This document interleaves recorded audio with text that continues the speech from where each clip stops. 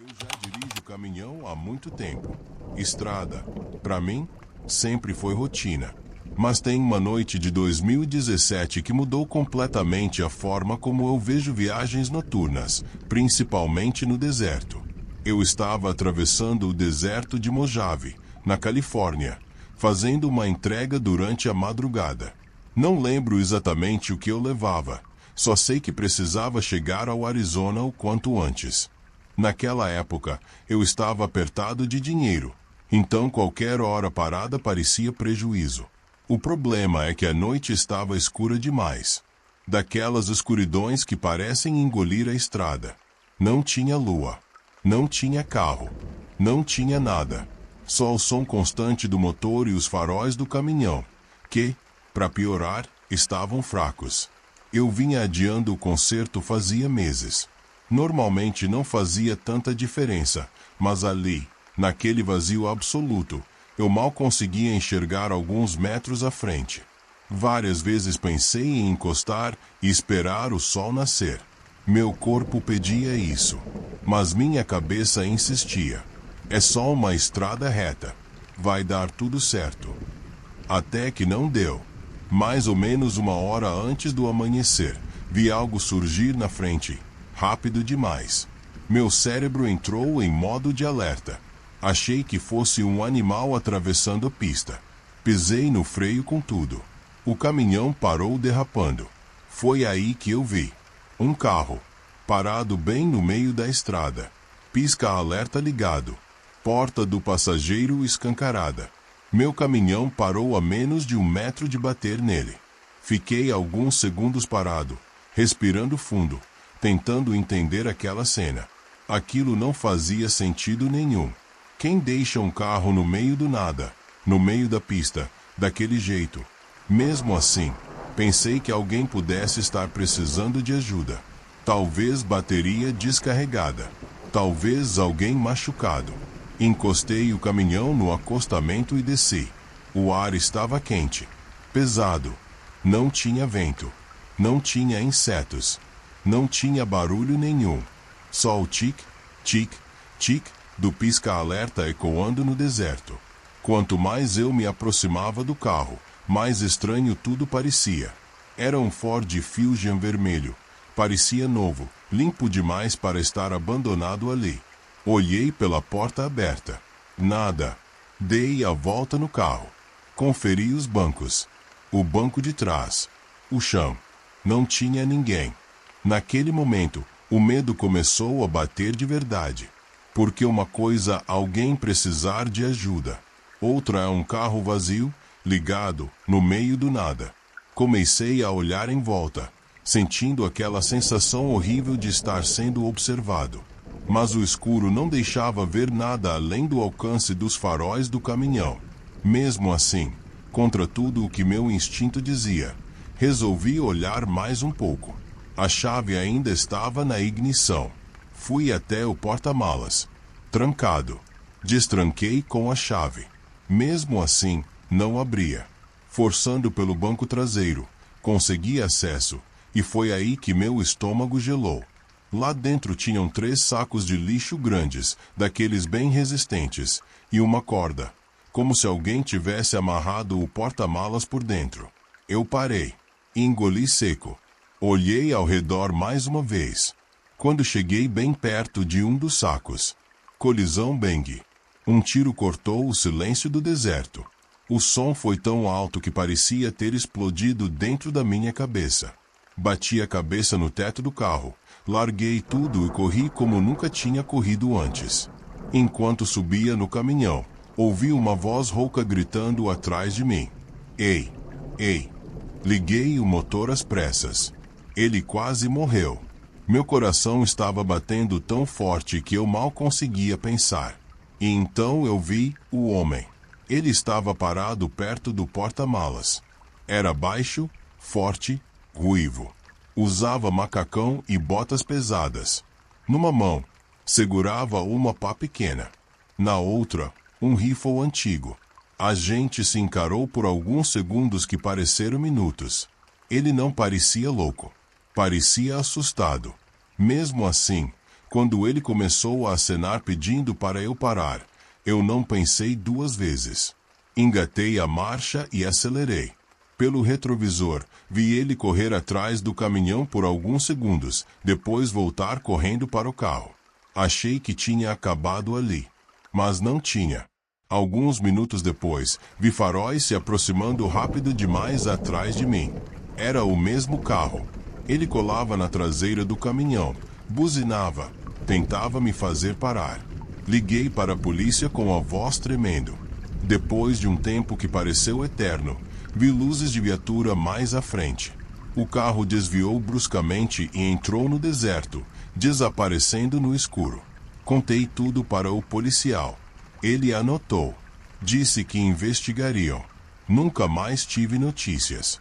Até hoje, não sei o que tinha naqueles sacos. Nem quem era aquele homem. Nem que teria acontecido se eu tivesse ficado mais alguns segundos ali. Só sei de uma coisa.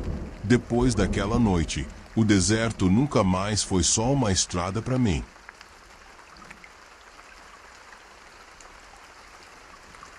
Isso aconteceu comigo só 3 meses depois de eu ser contratado pela minha primeira empresa.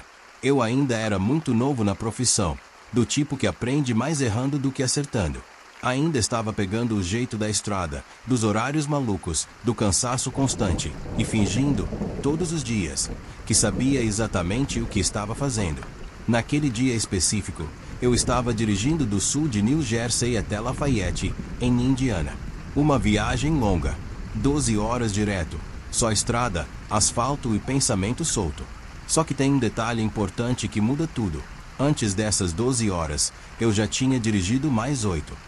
Meu corpo estava cansado, meus olhos ardiam, mas eu ignorei todos os sinais. Eu só pensava em uma coisa: terminar logo aquela entrega. Para ganhar tempo, tomei uma decisão que parecia lógica na hora: dirigir durante a noite. Se tudo desse certo, eu chegaria lá pouco antes das 3 da manhã. A estrada estava quase vazia, o rádio baixo, aquele silêncio que só existe de madrugada. Naquele momento, parecia até uma boa ideia. E no começo, até foi. Quase não passava carro nenhum. Então eu acabava dirigindo um pouco mais rápido que o normal. O caminhão seguia firme, e eu ia no automático. Até que, mais ou menos na metade do caminho, senti o cansaço bater de vez. Estiquei a mão pro lado, já imaginando o gosto gelado daquela Red Bull salvadora. E foi aí que veio a realização horrível. Não tinha nenhuma. Eu tinha esquecido completamente de reabastecer o caminhão depois da entrega anterior. Bati no painel, xinguei baixinho e senti aquela mistura de raiva comigo mesmo e desespero. Eu odeio parar no meio da viagem. Pode parecer estranho, mas sempre que paro, meu corpo entende aquilo como um convite para desligar, mesmo que seja só por alguns segundos. Olhei o GPS e percebi que não tinha escapatória. Ou eu continuava dirigindo com sono, correndo o risco de cochilar ao volante, ou parava para comprar um energético. Na minha cabeça, as duas opções pareciam quase igualmente ruins. Suspirei fundo e entrei no primeiro lugar que parecia uma parada. Alguns segundos depois, percebi que tinha cometido outro erro. Aquilo não era uma parada normal. Parecia mais um posto de gasolina abandonado, com uma loja improvisada, velha, meio esquecida pelo tempo. A pintura descascada, as luzes fracas, tudo ali passava uma sensação estranha. Mesmo assim, pensei, ok, se isso não der certo, deve ter outra loja mais à frente.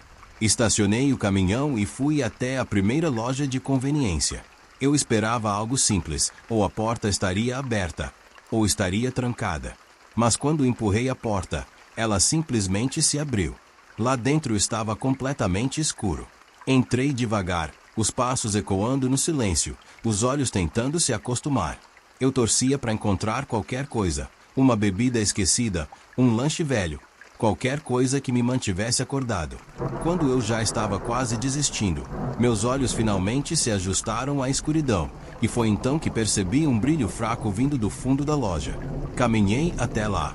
O brilho vinha de uma salinha nos fundos. A curiosidade venceu o medo. Abri a porta devagar e vi um refrigerador ligado, encostado na parede. Naquele instante, pensei, é isso. Me salvou. Abri a porta do refrigerador. Nada. Nada mesmo. Nenhuma bebida. Nenhuma comida. Nenhuma prateleira. Era como se alguém tivesse arrancado tudo de dentro, deixando só a carcaça fria. Aquilo não fazia sentido nenhum. Quando fechei a porta, ouvi um barulho na loja principal. Algo seco, como se alguma coisa tivesse caído no chão.